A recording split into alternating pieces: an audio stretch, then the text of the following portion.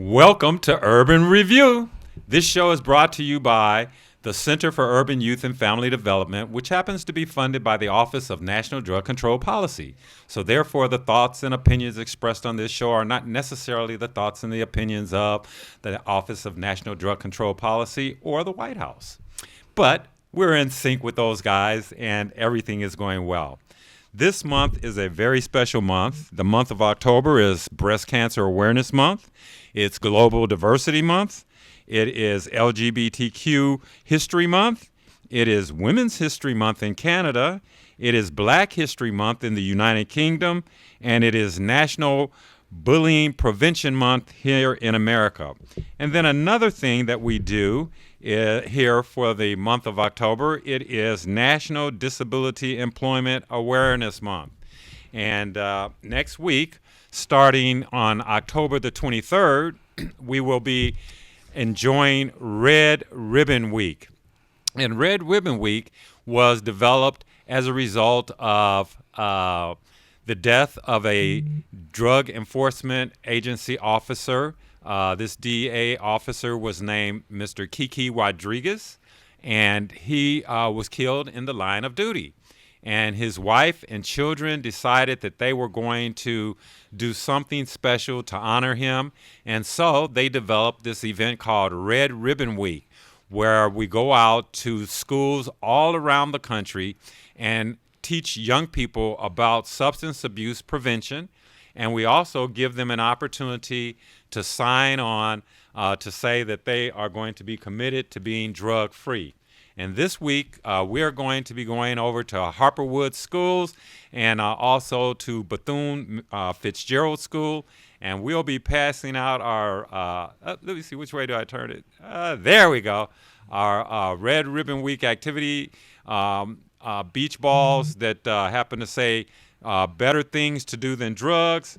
We'll also be distributing these wonderful little kits that have a cell phone pencil sharpener. It has a red ribbon that says, I'm going to be drug-free, and it also has a reminder wristband for the young people. So be on the lookout for these, but we want to celebrate life and live drug-free, and we ask all of the young people that are involved in our program to sign their name on a pledge indicating that they will be drug-free. And we will be partnering with Families Against Narcotics, also with CARE of Southeastern Michigan, and also the Family Network out of Grosse Pointe as we conduct our Red Ribbon Week activities. So we are really excited about that and looking forward to the opportunity to share the message of substance abuse prevention and to provide these resources to the young people so that we can motivate them to be drug-free. And we know that we have issues here in Detroit. I was just driving here to the studio and here on Victor Street, and I noticed that there was a bakery that had closed down. And then I noticed that today they're working on the front of the bakery. So I stopped to ask the workmen, hey, is the bakery reopening? And they said, no, it's not going to be a bakery. And I said, oh, do you know what type of business it's going to be? And they shook their head and lowered it and said, yep, it's going to be another marijuana dispensary. And we have, as a community, have got to start pressing our city council representatives to really consider the level of density of these facilities here in our community. Do we want as many marijuana dispensaries as we have liquor stores in Detroit? And you know that we went through a period in Detroit where when you drove down Livernois Avenue, the only thing you could buy is shoes, wigs, and alcohol. So we want to change that, and the Livernois Avenue has now transitioned into the Avenue of Fashion, and we want to keep the beauty and the serenity of our community, and we just don't want to be overwhelmed with these messages of utilizing marijuana and other substances, including flavored tobacco like menthol that has been targeted to our community. Okay. So I've shared that information, and now today we have some special guests on the show with us today. And I am going to introduce them and do my best.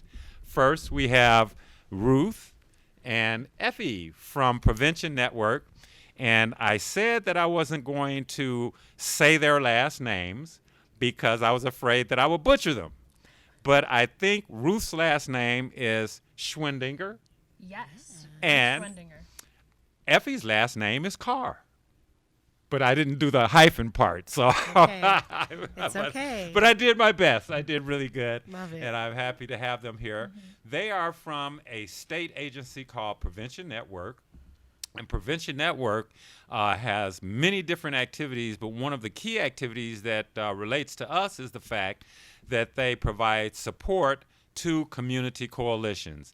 And we are a community coalition, and they provide us with support from an understanding of how to function, to increase our capacity, and to give us the capability of doing more things and being more impactful and having a greater impact.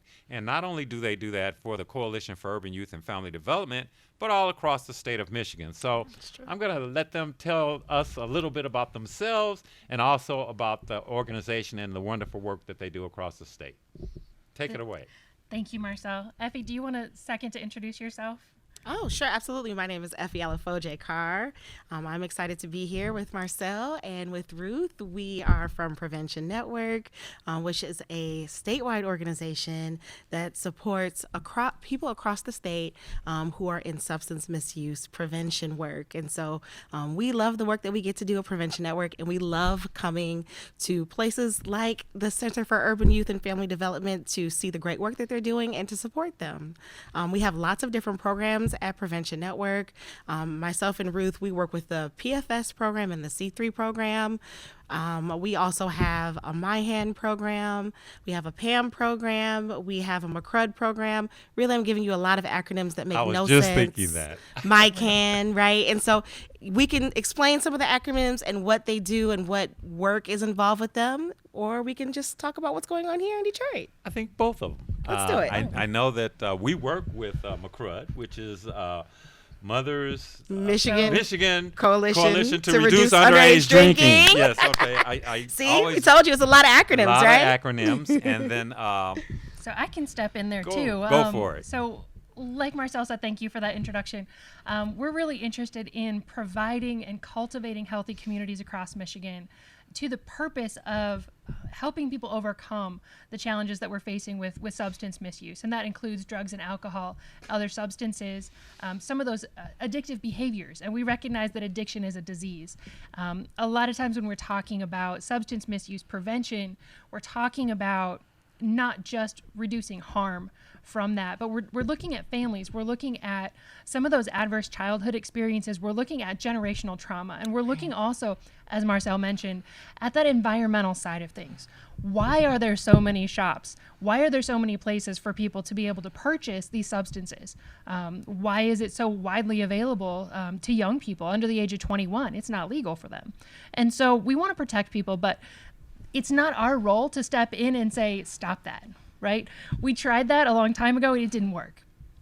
I've been working in substance misuse prevention for the last 15 plus years, and we're looking at it from a standpoint of getting ahead of it, getting to the point where we can prevent these things from happening instead of crisis management, putting out fires, saving lives so that people still have a choice to choose recovery and that whatever pathway looks for them. I've worked my way upstream. I started in a sobering unit and really learned a lot about what we're doing to stigmatize people. Why are people who are using substances using them? They're intelligent folks, they're highly capable people, they're highly functioning in society. And so what is it that we're doing as a system that is isolating and ostracizing these folks? I have family and friends in recovery. I absolutely support people who have found their pathway there. I have family and friends who have not yet found that path. But substance misuse affects all of us. And so when we're looking at what are we doing about it, we move to upstream. I mentioned that term a couple of times, looking at before substance misuse becomes a disorder, before it physically changes the structure of our brains. What do we do? How can we support people, maybe if they've already tried using substances, maybe if they've started to develop that as a ritual for behavior, what can we do? So I started working with behavioral health and young children age 6 to 18, looking at it from the standpoint of what behaviors, what strengths can we build around what you're already doing? How can we elevate and amplify your voice and your choice and your power in this, so that substances don't become such a problem for you as they have for a lot of people in your circle, right? Whether it's family or friends or neighbors, whatever it is. From there, I moved even farther upstream and started looking at those environmental changes. What can we do at the community level, at society level? What can we do about the alcohol outlet density, about the cannabis outlet density? What can we do at the policy level? Can we pass local ordinances saying, no, you can't have that business within 1,000 feet of a school? No, you can't have that business within 1,000 feet of a church. We have a lot of youth come through here. We don't want that. We need to protect the youth of our communities. Right. But again, it's not my role to do that. And so the only way we're going to be effective is the way that Marcel has done it, the way that 100 different coalitions around the country, around the state of Michigan have done it, is by establishing community engagement and really looking at it from the standpoint of we want communities to be engaged in identifying the problems that need to be addressed most urgently, but we also want communities engaged in identifying the solutions. Absolutely. Right? So we look at this from a strengths-based approach. And we follow science, we follow evidence, we follow the data. And some of the things that we've been able to work with Marcel on is funding those activities. Those are skills that can be developed as far as, data collection and analysis, evaluation, strategic planning. Those are all skills that anyone in the community can develop and learn. We have some connections to be able to fund some of those activities and work with people as they're getting trained in those situations. And so we follow this strategic prevention framework that starts with assessment. And it sounds like it's a process, and it is. But looking at it from the standpoint of it's not an intimidating process, it's something that you do on a regular basis every day. Whether it's, why did that light come on in my car, or, hey, I have to figure out what's for dinner. We're still following this same process. We're taking the first step of assessment. What's the issue here? Where are we? And we start from a strengths-based approach. We really want to encourage people to identify those strengths in their communities. And I thought I could tell you all about this, or I could show you about this, how we go through that process. Marcel's invited me. I'm actually going to participate in the coalition meeting later this evening, and go through that 5-step process, the strategic prevention framework process. So if you're interested at all in getting more engaged in your community, I would ask you to participate in that. So reach out to Marcel, and he'll tell you the best way to do that. But get engaged in the community, because you have the strength. You have the knowledge that I don't have. I'm an outsider in this community. I recognize that. Our role at Prevention Network is to support the local communities. We want to encourage diversity. We want to empower people to make those decisions themselves. We also lead with integrity. And so when we have funding, we hold people accountable for that. And that's been a growth process for myself, as well as the team here at Center for Urban Youth and Family Development. I love that about the culture we've developed here, is that we're able to keep growing. We're able to always be learning about things. And so through that process, we've been able to empower your community group to be able to conduct this community assessment, right? And not just bring in an outsider and hire on contract, but train people in how to do that themselves so that it's sustainable, right? We don't want to come in with funds and solutions and a program. We want to come in and equip the community members to make a difference and be the change that is going to last, right? Because if you don't own the problems yourself, and if we don't own the solutions ourselves, it's not going to be sustainable. That's so true. And that's something that we're concerned about.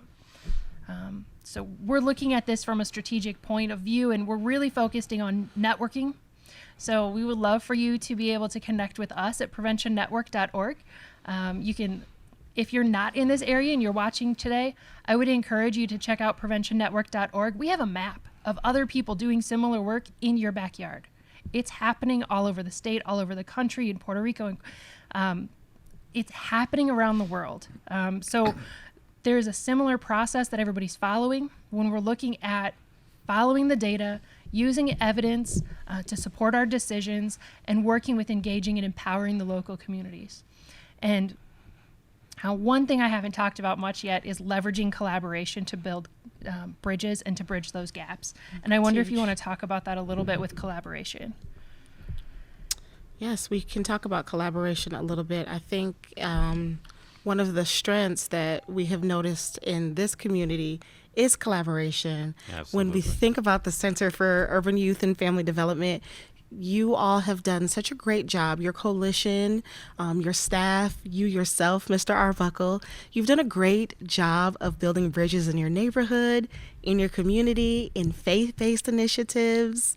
You know, even when you think about your connections to, you know, your fraternal organization with the Divine Nine, there's just so many connections that you have really nurtured and farmed that are really helpful for the sustainability of the work you're doing and for the health of the community. And so when we put all of that into perspective and we think about collaboration, we really think about ways that you and the community can get involved with what is going on here, and even how you can create, when you think about like some of the networking that Ruth talked about, how you can create those networks for yourself and collaborate with others who are passionate about doing this work. And so what might you add to that, Marcel? Well, I think that one of the things that the Center for Urban Youth and Family Development and the Coalition has done is to bring the various opportunities and the resources together and make them available for the folks in the community. Mm-hmm. We've worked very, very hard to get recognition for the work that we're doing by the community, by the city council, by the city government, by Wayne County, by county government, and we've been able to mend and bring all of that together. When we started this work, it was focused on youth in foster care.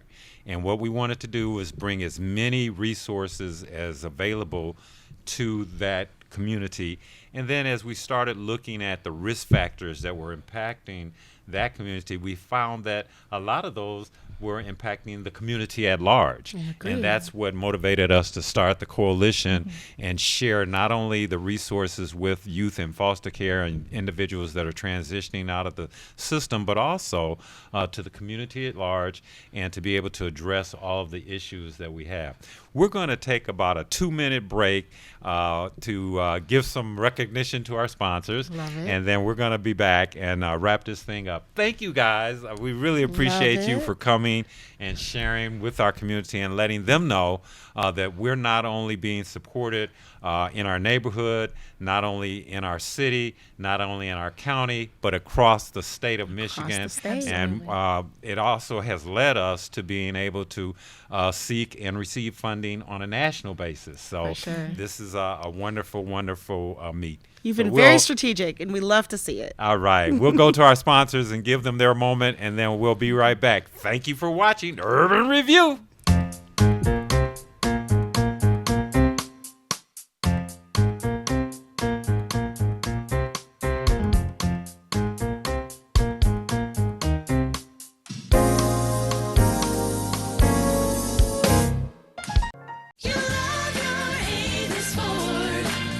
You will love your Avis Ford, because at Avis Ford, we make it easy to get you your no money down monthly payment right over the phone. We call it Shop by Phone, and it's the best way we know to get you your payment options fast. You want leather and a sunroof? How about an upgrade to all-wheel drive? Just give us a call.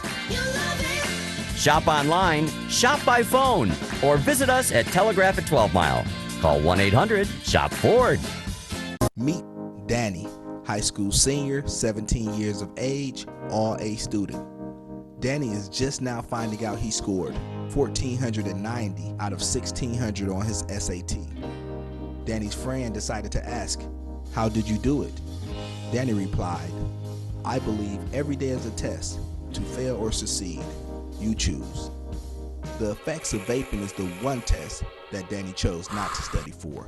Vaping does not discriminate on who becomes addicted. Over 2 million high school students use some type of electronic cigarette device. The top tobacco companies also own vaping devices. The FDA found that vaping contains some of the same toxic chemicals as regular cigarettes that lead to cancer. So whether you smoke traditional cigarettes with tobacco or smoke electronic cigarettes using nicotine, your health is at risk. There's no safe way to smoke. For more information, contact the Center for Urban Youth and Family Development.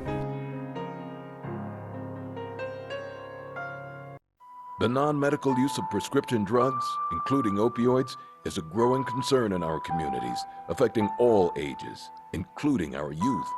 If the medication wasn't prescribed to you or has expired, don't take it. If your name isn't on the bottle, it's not meant for you to swallow. Addiction is real, and lives are being ruined. Or worse yet, lost. Visit preventiondetroit.org/opioids to find prescription Dropbox locations. The Center for Urban Youth and Family Development is a nonprofit organization that focuses on preventing personal problems we believe are facilitated by being raised in a foster care environment, or remediating potential problems through education and information to the community.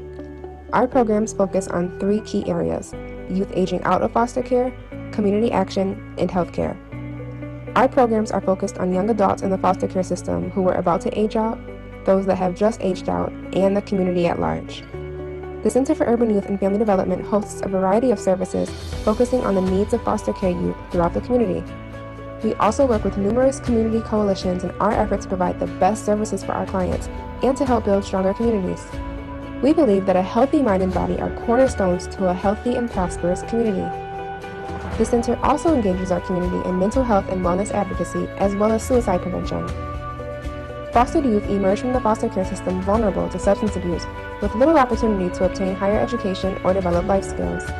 The Center for Urban Youth and Family Development empowers youth that are in and transitioning out of the foster care system to overcome the struggles and challenges by providing them substance abuse prevention, life skills training, and workforce development programs. Drawing from the life experiences of our founder, Mr. Marcel Arbuckle, we open the door to positive and productive life through education, health, and life skills development. For more information, you can visit our website at cuyfddetroit.org or check out our social media at cuyfddetroit.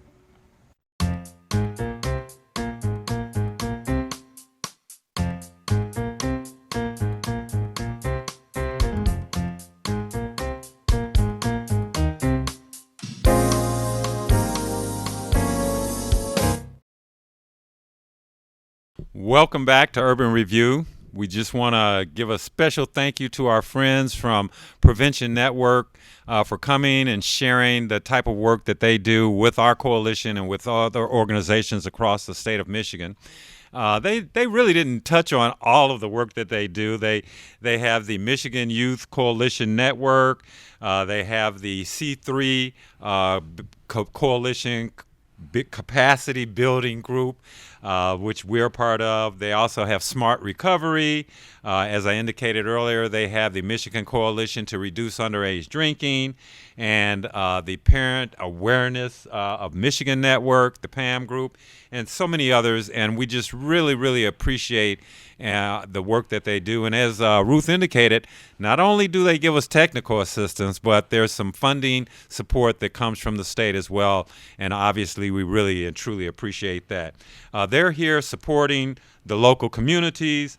They're making local decisions on local issues. And that's what we're about, making those local decisions on local issues and having the support of the state to come into our community.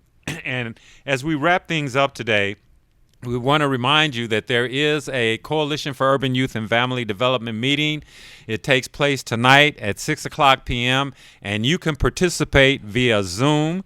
And all you got to do is go on to your laptop or your telephone and go to Zoom. And then the meeting ID is 790-495-5710. Once again, that's 790-495-5710, and the passcode is C as in center, U as in urban, Y as in youth, F as in family, and D as in development. So CUYFD